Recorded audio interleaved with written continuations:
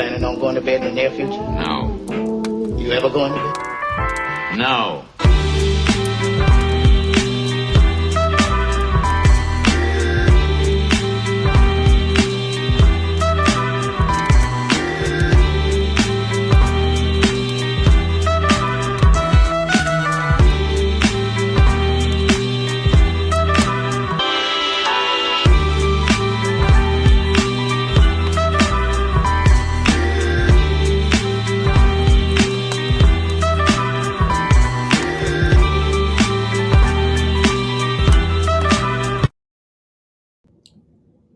Hey everyone, it's Landon.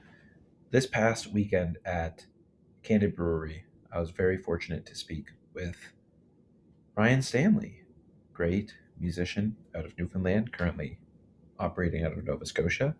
He's played with Matt Mays, The Grass, fantastic musician, did a great show at Candid Brewery. This episode aired on the November 28th edition of Mixed Rhythm, and for organization's sake, and so that episode doesn't get too long, I'm going to be uploading it, much like I did with the Adam Baldwin interview, on its own right here. So without further ado, let's throw it over to Ryan Stanley. Hello, everybody, and welcome back to the show. Back at Candid Brewery in Antigonish. They've been putting on a string of absolutely stellar concerts lately, and tonight is no exception. We've got Ryan Stanley. How you doing, man? Hey, doing well. Yeah, doing real well. Happy to be here, back in the niche. Yeah, it's great. Yeah, so we were talking earlier and on Instagram, coordinating this, and this is your first solo interview, right? Yes, yeah. I've done some in the past with some other band members, other projects that I've been working with, but this is the first interview for my solo material. Yes. Yeah. So thank you. Yeah, of course. Let's get this. Let's get your solo stuff out there. Let's talk about Ryan Stanley. So, okay. Born and raised in Nova Scotia? No, not at all. No. I'm a Newfoundlander, born and raised. Really? Be one till I die. Yeah. So what brought you out this way? I actually came out, moved to Nova Scotia, moved to Dartmouth in 2006. Well, that's probably my mom. To do a music program. Yeah, I actually took the music arts program at NSCC in Dartmouth at the Waterfront campus. Yeah, we have some friends who did that program. Yeah, it's a great program. Incredible. Right? Yeah, shout out to Tom Easley and Jeff Goodspeed. Yeah, for sure, it was great. I really enjoyed it. I feel like we were kind of guinea pigs. It was the first year for the program. Really? I was actually the first kid to ever audition for that program. Nice. I say kid because I probably was more of a kid at that point in time, but yeah, as it was 2006. But yeah, that's the reason. That's what brought me over. Yeah. Nice. So you come over around that time. Did you grow up in like a musical household? Did you play music? When did you start? Really? Kinda, yeah. Like my dad was a drummer in his heyday. He played in a band around St. John's called the Haze. Which, funny enough, side note, that's what Matt Mays has been calling his touring band these days, Matt Mays and the Haze. Which nice. So that kind of made my dad real happy that name is still. Oh, that's mom again. Yeah, he was a drummer, and there was always a guitar line around the house. Like I remember at a really early age being sort of like intrigued by like what's in that big case, you know, right, with the red lining and so he's a musician, and my mom has some musicians in her family.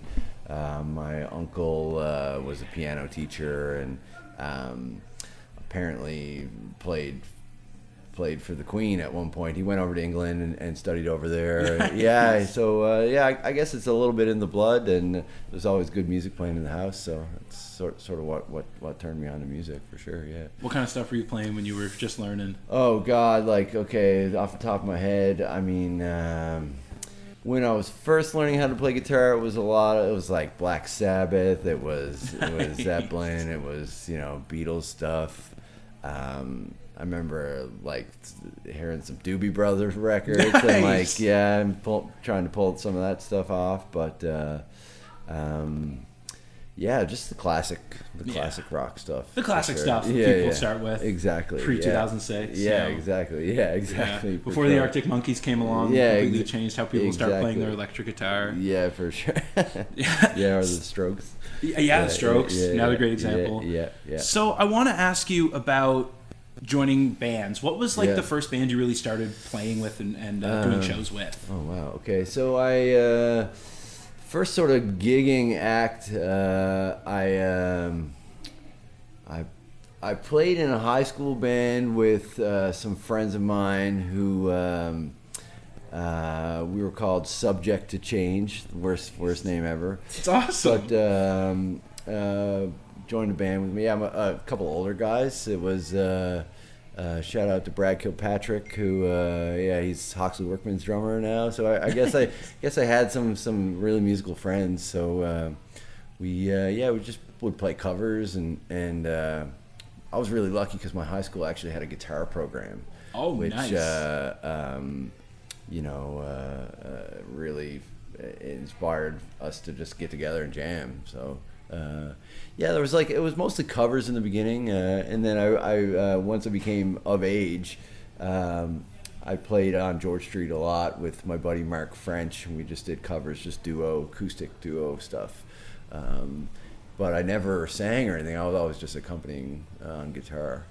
And then sort of moved into another cover band. We were called Off Thomas. We played a lot of Pearl Jam and stuff like that, and with a good friend of mine, Adam Hogan, who played in a band called Hey Rosetta. Nice. We kind of grew up playing guitar together and learned how to play the guitar together. So it was mostly covers until I moved to Nova Scotia and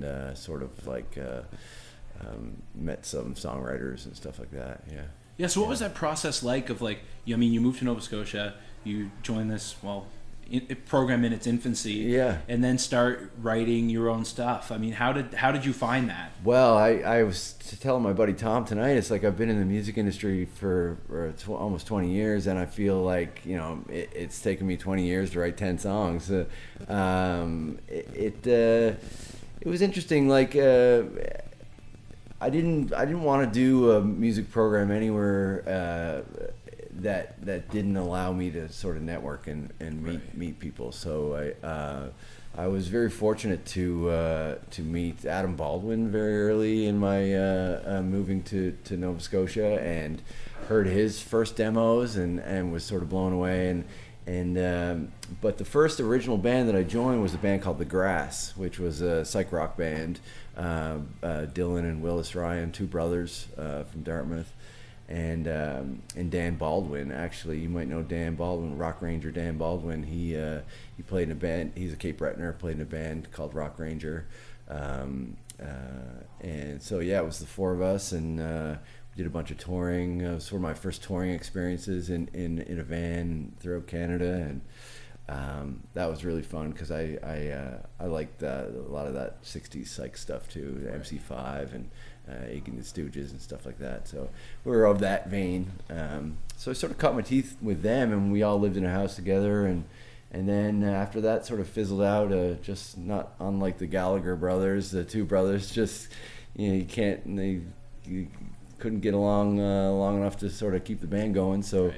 They've worked their differences out now. By the way, they're great friends and good great work. Love Willis and Dylan, met Adam and heard his demos, and I guess he had seen me play with The Grass and liked what I was doing, and we became fast friends and played on his first record and sort of. In terms of finding my own sound and my own songs, I gotta say I was really inspired by both Adam and Matt Mays. Just sort of learning their songs, learning what their influences were. It was really inspiring to see watch their process and learn about song form and dive deeper into lyrics and stuff when you get to know someone. And their own story. So But truly, it wasn't until the last year that I was even started writing songs. I guess maybe COVID sort of had something to do with that. A little more time on my hands, and that's one of the things. Like with COVID, I mean, it's obviously a very awful thing, but like it helped like so many people kind of find their creative flow and really work on new projects. And things like that. Yeah. So I want to ask you about Matt. So how did you get hooked up with him and start touring with him and playing with him? Well, I haven't told many people this other than people close to me, but I'll let you and your listeners in on the secret that Matt and myself and Adam were cosmic brothers. That I swear to you, this is no joke. That I had premonitions before I even knew Matt or Adam about joining a band with these guys, and it's that deep. I knew of Matt's music, obviously, as most of us do on the east coast of Canada, but crazy twists of fate and the stars aligned that we became known of one another, and we became very fast friends. And but I guess I originally met him through Adam. Adam was playing in the band then. Playing keyboards in El Torpedo, and I sort of became friends with Adam first, and then quickly met Matt soon after, and met all the guys actually. Andy Patil and Jay Smith and Jim Baker. Tim and I are still really good friends. I still hang out with Tim, play with him all the time, and unfortunately we lost Jay, and not that really changed the fate of anything. Obviously it did, but I guess that was sort of the reason why Matt was maybe looking for another guitar player, and we were already friends, and I was good friends with Jay too.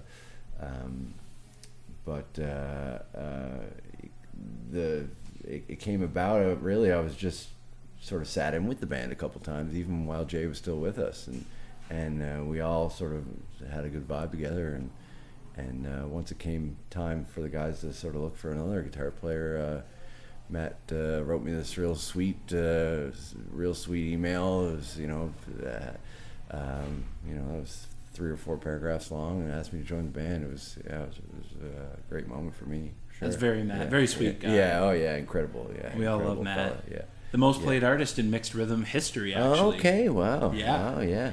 Yeah. So we've got. Good stuff. Hopefully, I can get there at some point soon when I start recording some of this stuff. So that's what I want to talk about. I mean, you're doing this string of solo shows around the province. You're putting out original stuff. You're writing original stuff. Yes, yeah. I want to ask you about that. How's that process been coming? When can we expect to hear some of it? It's coming fast and quick and fast. I mean, you'll hear probably 10 of the songs tonight. I maybe have 12 songs written in total, but you'll hear most of them tonight. I've just been demoing at home, and I mentioned Jim Baker earlier. He has a great studio in Shad Bay, Nova Scotia, and we've been out there a little bit, sort of putting some stuff down for demos, trying to get maybe into the funding streams and stuff to be able to make an EP. But I've sort of have a bit of a handshake deal with Matt. Actually, he's building a new studio in just outside of Hamilton in Ontario. Nice. Called the Lost Mile. It's in the Lost Mile Barn, a new spot him and his partner Christine just bought. So hopefully, fingers crossed, I'll be his guinea pig, and we can record the EP up there. Yeah. Hopefully, maybe is that the summer, barn that's been over his Instagram? Yeah, and stuff? It's with the alpacas. Yeah, and, Sky Wallace was out there. Yes, he's been doing some writing sessions out there, and him and a good buddy of ours, guitar tech by the name of Pooch. They've been working on buttoning up the place, getting some heat in there, and now he's just starting to look for a console. So I would expect by the summer it'll be a working studio, probably one of the best in the country, if I know Matt. Yeah. Of course. Yeah. I want to ask you about the Wicked Deadlies. Okay. Yeah. I'm going to let you take the reins on this. Yeah. Give me everything on the Wicked Deadlies. Well, I gotta call a spade and say that I sort of took the idea of the 50s and 60s cover band from a good friend of mine from home by the name of Mick Davis, who plays in a band called the Novaks, and he's a prolific songwriter himself. When I was growing up, he had a band called Mick Davis and the Main Drag, and later went on to do another cover band called the Skinny Jims. Fantastic names. Yeah. Oh, incredible. Yeah. He's if you ever get a chance to see him, he plays regularly in St. John's, or check out the Novak's music or Mick Davis's music. He's very Dylan, John Lennon-esque, I guess. He's so prolific. Puts out new music all the time. He had a band, and I just thought it was the coolest thing. We sort of loved a lot of the same artists from the 50s, Eddie Cochran and Elvis and Chuck Berry and all that roots rock and roll stuff. And I always said one day I'll start a band like that, when I get the right cast of characters. And so it's pretty much a Skinny Jim's ripoff, but we have a lot of fun. We play Beerley's in Halifax, or different legions and stuff around the province, and we just try to make people dance. Really, that's that 50s swing stuff is it's undeniable. You got to dance to that stuff. Yeah, yeah, absolutely. There's one thing we talked about this with Adam. I want to mention it to you. We talked a little bit about it before we started chatting with the microphones out. Yeah, Cape Breton. This past September, yes, there was a show you guys played. Okay. In the pouring rain. Yes, right. Yes. And I mean, Maya and I were there. Yeah. It was an amazing experience. It was one of those concerts that I'll never forget. Right. I mean, you guys get tons of stuff like that all the time, but for us, it's like, and for a lot of people, it was such a moment where it's pouring rain the whole time, but everyone's so invested in what you were doing. Yeah. I want to ask you about that. Like, have you encountered moments like with rain or whatever, like things that bring the audience kind of closer together? Yeah. Well, I mean, that's just a testament of the heart of Cape Bretoners. They're just like the salt of the earth people that, if they're going out to a show, they're going to a show. They don't think about the weather. If there's rain in the forecast, they're bringing ponchos and snow, or if there's snow, they're bringing snowsuits. It's like, it's really a testament to the people that they got such warmth in their hearts that no rain or snow or anything's going to hold those people back. So that was a really special show. We were sort of concerned whether it was going to even happen with all the rain, but of course, people showed up in droves with the thermoses and full of coffee or other substances, what a warm welcome we had there despite the cold rain. It was incredible show. My eyes may have been deceiving me, but I'm almost certain I saw former Premier of Nova Scotia Iain Rankin in the crowd that night. Yeah, Iain Rankin. Brief Premier. I didn't get to meet him. Maybe he was too busy having a drink, but he had a lime cold stream. Yeah, okay, yeah. I guess he's a fan, I don't know what I would have said to him if I did meet him, but it was nice to see him there. You can't, no matter what you would have said, you wouldn't have embarrassed yourself as much as I did. Left my seat, was going to the food truck, have a little smoke, and I walked by this guy. The listeners haven't even heard this story yet. And so I kind of catch him out of the corner of my eye, like, when you kind of walk by someone, you sort of recognize them and you double take, like, right, do I know this person? Yeah, exactly. And I look and I'm Familiar like, face. From here to this chair, and I'm like, that's Iain Rankin. So all I said to him was, what's going on? And I can't describe to you how scared he looked. Right. The fear in his eyes was like undescribable. And I was like, maybe I should tone it back a little bit. I think he just has resting fear face, though. Like, all those COVID updates, like, I mean, what a job he walked into, at the time in the world. He probably has PTSD from, having to sit next to Strang for all the terrible bad news he had to break to everybody. So that doesn't surprise me that he might have resting fear face now. That's just him now. Yeah. He's morphed. Yeah, exactly. Yeah. Perfect. Well, thank you so much for chatting. I want you to put yourself at. Where can people find you? Mostly just on Instagram right now. Yeah, Ryan Stanley Music on Instagram, and check out my other projects with Adam Baldwin and Matt Mays, and the Wicked Deadlies are on there on Instagram as well, And I'm just excited to play here at Candid Brewery tonight. It's going to be a good night, I think. Yeah, feels like it's going to be a special one. It's inevitable, right between the eyes. It's inevitable.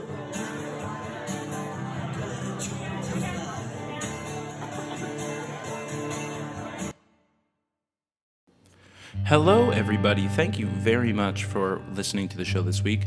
If you like what you heard, make sure to check us out on Instagram at mixedrhythm. Make sure to check out our Facebook page. It's facebook.com/themixedrhythm. We have a YouTube as well where we post some live music footage. All of our episodes are uploaded to Spotify directly after the show with all the music included, so you don't miss a thing.